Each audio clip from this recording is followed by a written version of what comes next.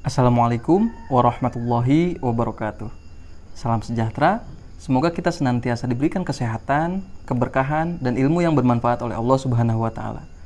Baiklah kawan-kawan, masih bersama saya Gempur Mahardita di channel yang sama ya. Kali ini kita akan membahas tentang gugatan. Dalam hal ini kita akan membahas tentang ciri khasnya. Ciri khas daripada gugatan kontentiosa dengan ciri khas daripada permohonan atau gugatan volonter. Nah, mahasiswa Fakultas Hukum maupun mahasiswa Fakultas Syariah tentu sudah tidak asing lagi ya dengan dua gugatan tersebut, baik gugatan kontentiosa maupun gugatan volonter atau permohonan. Jadi kawan-kawan, untuk mempersingkat waktu, kita langsung ke dalam pembahasan. Yang pertama berbicara tentang ciri khas daripada permohonan atau gugatan volonter.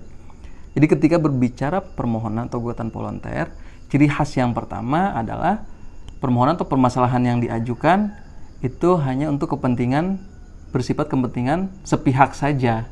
Kemudian yang kedua, ciri khas yang kedua adalah dalam permohonan tersebut pada prinsipnya tidak mengandung sengketa dengan pihak lain. Nah, yang kemudian yang ketiga, ciri khas daripada permohonan atau gugatan volonter adalah di mana dalam permasalahan tersebut itu tidak ada pihak lain yang ditarik sebagai lawan. Jadi hanya mutlak sepihak saja atau bersifat ex parte. Jadi itu ketika tadi berbicara ciri khas daripada permohonan atau gugatan volonter. Lalu kemudian apa yang menjadi ciri khas daripada gugatan kontentiosa nih? Yang pertama, ketika berbicara gugatan kontentiosa adalah di mana permasalahan hukum itu yang diajukan itu mengandung sengketa. Itu ciri khas yang pertama. Kemudian ciri khas yang kedua, itu sengketa yang terjadi di antara pihak itu minimal dua pihak. Jadi terjadi sengketa di antara para pihak minimal dua pihak. Itu ciri khas yang kedua. Kemudian ciri khas yang ketiga nih ketika berbicara gugatan kontentiosa. Nah, gugatan kontentiosa tersebut bersifat secara partai atau satu pihak berkedudukan sebagai pihak penggugat dan pihak lainnya berkedudukan sebagai pihak tergugat. Kemudian ciri khas yang keempat ketika berbicara gugatan kontentiosa.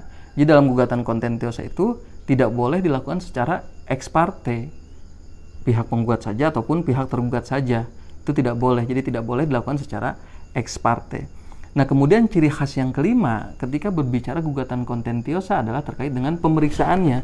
Jadi pemeriksaan gugatan kontentiosa ini dilakukan secara kontradiktoir, yang mana nanti dalam proses pemeriksaannya majelis hakim yang memeriksa dan memutus perkara akan memberikan kesempatan yang sama baik kepada pihak penggugat maupun kepada pihak tergugat.